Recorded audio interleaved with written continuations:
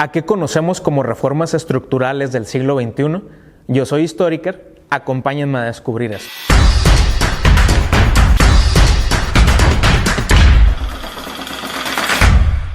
Después de que se implemente el neoliberalismo en nuestro país desde la década de los 80s y durante los 90s, hay necesidad de seguir haciendo una serie de reformas para implementar y consolidar el modelo económico neoliberal en México. En nuestro país hay del neoliberalismo tres etapas muy marcadas o muy características. La primera es la de los 80s, que se ha titulado como la década perdida por toda la serie de complicaciones económicas, crisis, transformaciones. México no estaba enfrentado o no estaba preparado para enfrentar el contexto económico internacional, y entonces pues literalmente pues pusimos a un boxeador amateur a pelear con el Canelo, ¿no? Entonces pues, literalmente pues le dio sus cachetadas y nos dejó en muy mal estado, ¿no? Ese es el primer momento en los 80, la década perdida. Para los 90, en la época de las privatizaciones y de las reformas, es cuando se crea el INE, los derechos humanos, se reconoce la personalidad de la Iglesia y el Estado, hay reformas electorales para que surja el Tribunal Federal Electoral, y entonces ya todo va marchando como nosotros en la actualidad ya lo conocemos, pero fue necesario que se implementaran otra serie de reformas para terminar de consolidar esto, y entonces a esto conoceríamos como el tercer momento del neoliberalismo. Este momento o esta fase se va a inaugurar con los gobiernos de la alternancia democrática. En el año 2000 se celebran elecciones en el mes de julio y por primera vez después de más de 70 años ganó un partido que no había sido el PRI, el Partido Revolucionario Institucional. Entonces el PRI, después de 72 años, cede la presidencia de la República al Partido Acción Nacional, al PAN.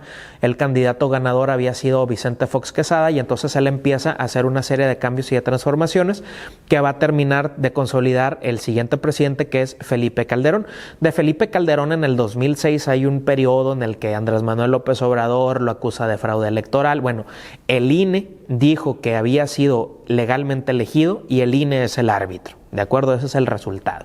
Cada quien puede tener sus teorías de la conspiración, pero pues la evidencia demuestra que quien obtuvo mayor cantidad de votos fue Felipe Calderón. Si las estrategias de su gobierno nos gustaron o no nos gustaron, y la guerra contra el crimen organizado desató una ola de violencia en el país, bueno, eso sí lo podemos cuestionar, al igual que todo lo que ocurrió durante cada uno de los sexenios que hemos visto, de los que hemos analizado. La opinión pues está en cada uno de nosotros, ¿no? En estos gobiernos de alternancia política que van del año 2000 al año 2012, se logró llevar a cabo a la práctica un verdadero federalismo. En la época de los 90, de los 80 y hacia atrás, lo que decía el presidente de la República era lo que se hacía. La voluntad del presidente de la República era lo que se llevaba a cabo, y entonces eso no permitía un federalismo adecuado. Federalismo significa que cada estado de la República es autónomo y puede tomar sus propias decisiones, aunque no esté en armonía o aunque no esté de acuerdo con lo que el presidente de la República dice. Los desacuerdos en una democracia son sanos porque ayudan a debatir ideas, pero durante todo este periodo de los gobiernos del PRI esto no fue posible, ¿de acuerdo? Porque había una imposición desde la presidencia de la República. Entonces ahora con los gobiernos de la alternancia democrática hubo más diálogo, hubo más apertura, hubo más transparencia, se sentaron las bases para una mayor coordinación política, y entonces cada estado de la República pudo vivir un verdadero federalismo, es decir, cada estado se preocupaba por sí mismo, pero a la vez cooperábamos con los acuerdos o con los temas federales, ¿no?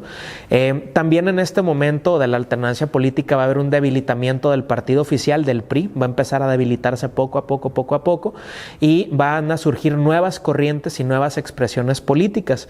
Hay, por ejemplo, partidos políticos de izquierda, de centro izquierda, que empiezan a promover libertades, que empiezan a promover progreso, que empiezan a promover distintos acontecimientos o series o reformas que pues el día de hoy todos podemos disfrutar y todos podemos beneficiar. Es decir, a partir de ese momento ya tenemos que negociar las cosas, tenemos que platicarlas, tenemos que convencerlas. No es como que llega el político y ¡pum!, se va a hacer esto. No, ya no va a ser así. Ya tenemos que platicar, y el panorama político pues se abre a la vez y se complica al mismo tiempo, ¿no?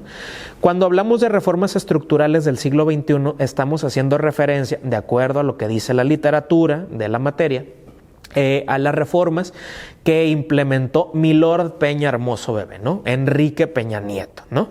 Entonces Enrique Peña Nieto llega con un altísimo índice de popularidad en el año 2012 y entonces él implementa una serie de cambios y de transformaciones que sí beneficiaron al país, en mayor o en menor medida. Puede haber diferentes opiniones, pero vuelvo a lo mismo, cada uno de nosotros puede tener su visión, su óptica o su muy particular punto de vista.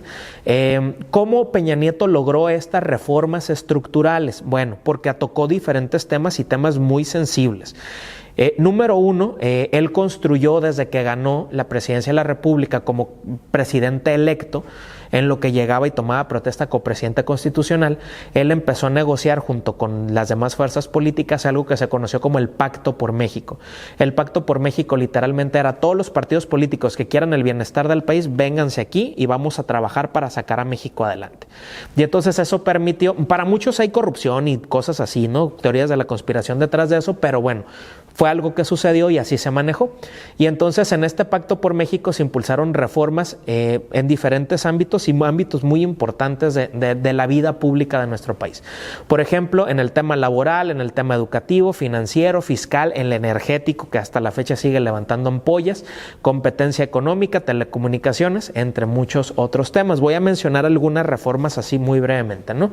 Por ejemplo, la reforma de telecomunicaciones buscó promover mayor competencia en el sector de las telecomunicaciones y eliminar el duopolio televisivo que había en México.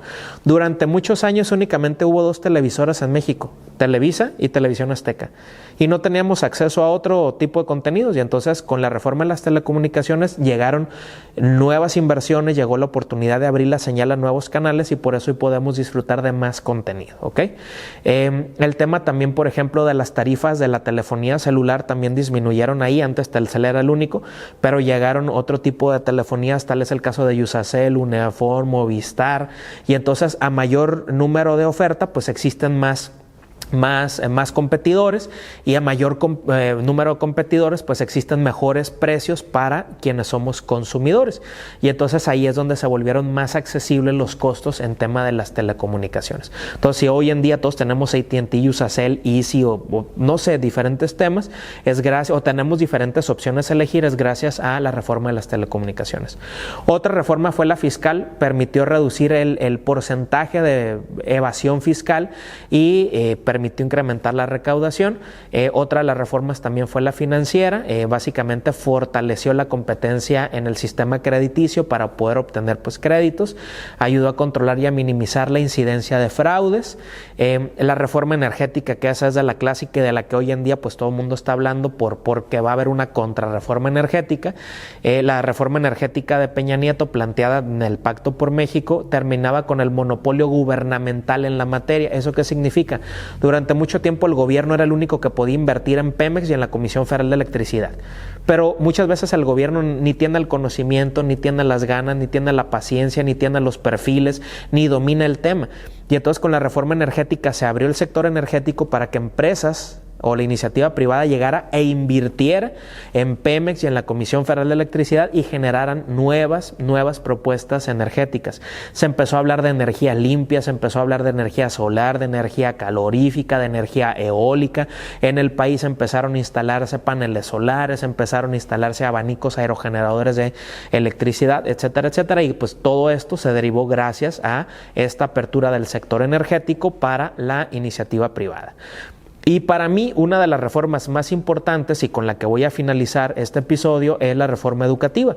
Yo lo he dicho en muchas ocasiones, yo soy producto de la reforma educativa.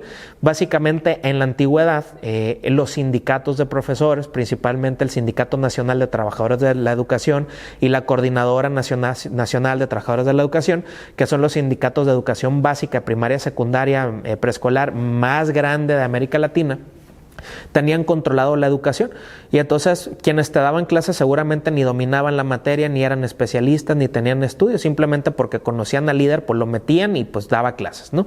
Y entonces lo primero que trató de hacer la reforma educativa fue retomar la rectoría del Estado en la educación.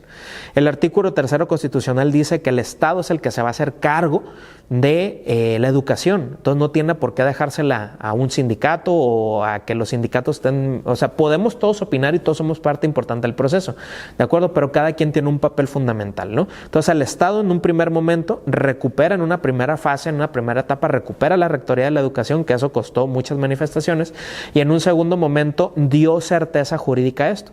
Y entonces a los profesores, por ejemplo, nos sometió de acuerdo a una ley, al ingreso, a la evaluación y a la permanencia en el servicio. Es decir, yo quería dar clases, tuve que aplicar, demostrar mis conocimientos, tuve que aplicar varios exámenes, tuve que someterme a varios exámenes para que me dijeran que tenía las cualidades para poder dar clases.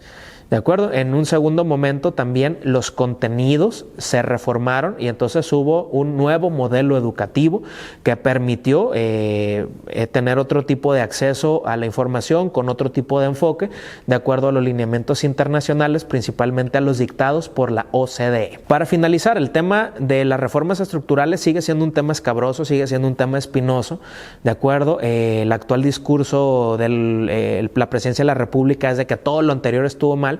Pienso yo que no todo estuvo mal, sino que hay que retomar aquello que está bien, aquello que mostró resultados positivos y hay que seguirlos avanzando, ¿de acuerdo? Porque las grandes transformaciones de este país no se van a notar hoy, ni el día de mañana, ni en 2 ni en 3 años. Las grandes transformaciones de este país se van a notar en el largo plazo, a los 20 años, a los 30 años, a los 50 años, cuando tomamos las decisiones correctas para llevar al país al rumbo al que queremos llegar. Entonces, ¿ustedes qué piensan acerca de las reformas estructurales? ¿Fueron buenas? ¿Fueron malas? Ustedes tienen la última palabra. Hasta la próxima.